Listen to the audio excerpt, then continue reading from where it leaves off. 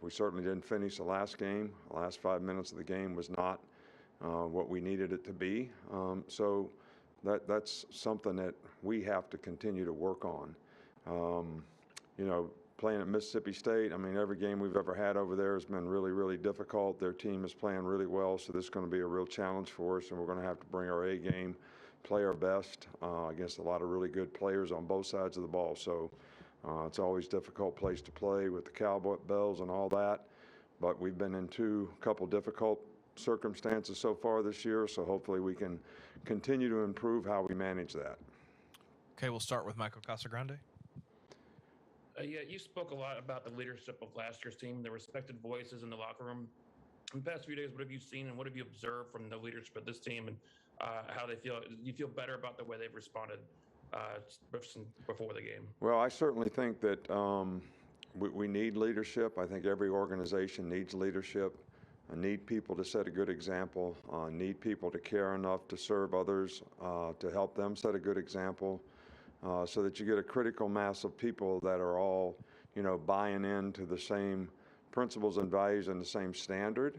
As much as I can talk about it as a coach, I think it always gets reinforced to a great degree if you have, you know, peer intervention, where you have, you know, your peers are, you know, constantly preaching that same message and holding people to the same standard. So, you know, that's something that we want to continue to develop, and I think something that will help this team continue to develop. Go to Nick Kelly. Mississippi State has the most pass attempts of any team in the SEC and the fewest rushing attempts. What's it like preparing for a team like that? Well, you know, when they throw the ball, I don't know, I think it's pretty close to 80% of the time, almost on every down. You know, you have to change the way you think. You know, the old-fashioned, got to stop the run on regular downs and, you know, play the passes. You know, you got to kind of change to, yeah, we got to stop the runs, but, you know, we got to play really good pass defense on every down, because a lot of their passes are control game, get the ball out quick, short, you know, gain 5, 7 catch and runs. So you got to break on the ball and tackle well.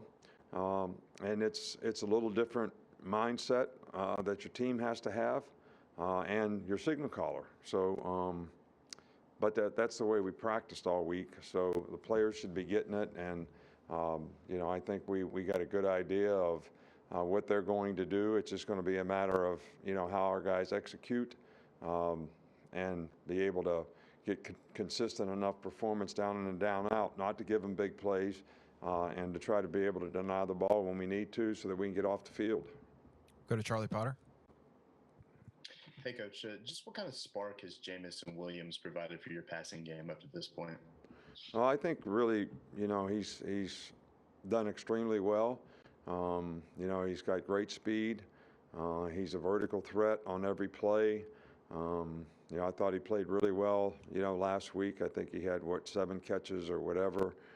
Big play touchdown, couple touchdowns, but a big play touchdown on a double move. So he's added a lot. I mean, you know, our receivers have, you know, got to be very consistent in terms of the way we play. I mean, we can't afford to miscommunicate. We can't afford to drop balls. And he's been, you know, a real positive spark for us.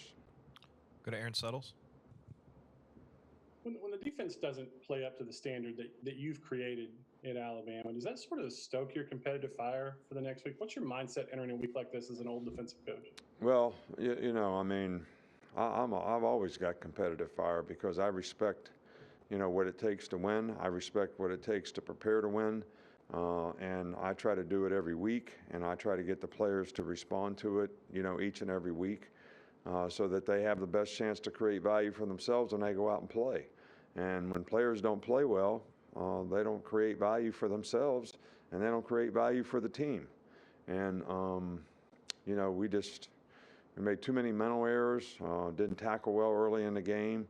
And I think all that starts with your mindset in terms of the intensity that you have, the focus that you need to be able to go out there and compete against good players in tough environments, and that's as difficult of competitive situation as, you're going to be in. And, what defines, great competitors is people who can be their best when their best is needed. And I think people evaluate that and look at that. So that's something that I'm always trying to help the players have the best opportunity to do.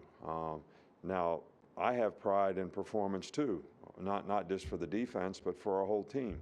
And it's very upsetting to me when the team doesn't play well, because I feel like it's my responsibility and I should be affecting people. I'm talking about players and coaches and everybody in the organization in a way that, our team is well prepared so that they can go out there and play well. So that's, I'm kind of a perfectionist when it comes to that, and it's really, really, tough when you don't feel like you got things done the way you'd like for them to be done.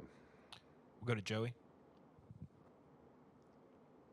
Hey, Coach, you talked about a little bit in your opening statement about finishing, and I'm just wondering, as far from for players, is kind of improving that more of a mental development, physical development, or is it more so a combination of both? Well, I think it starts with, your mindset.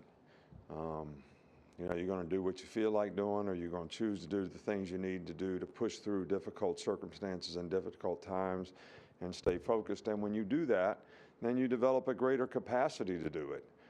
So it starts out mindset, but then you become physically more able and capable to sustain, because you've had the mental toughness to push yourself to the next level. I mean, it's like blowing up a balloon. The first time you blow it up, it's really, really tough. Then you let the air out of it. It blows up to that point pretty easily. But then when you try to take it beyond that, it gets very difficult again. So it's the same thing with how you sustain, how you focus, how you finish. You develop a greater capacity to do it, so then it becomes easier. But when you give into it, it never becomes easier.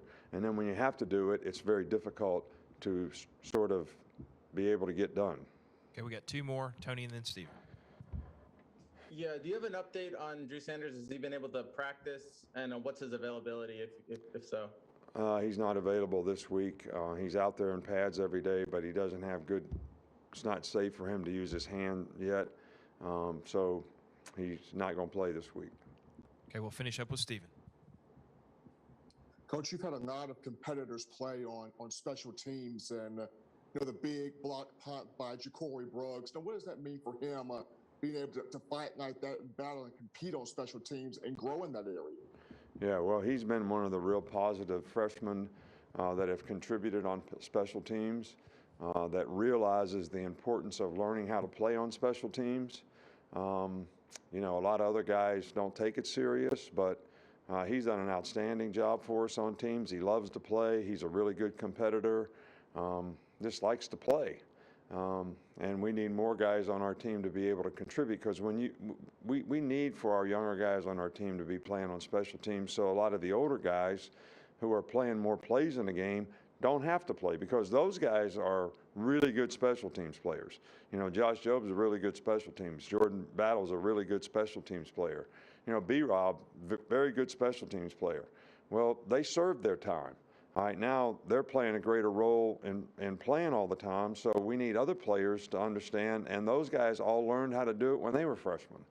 So Ja'Cory Brooks has done an outstanding job of that. We have several other freshmen who have contributed extremely well on special teams, but we need more of it. All right, Coach, thanks for your time.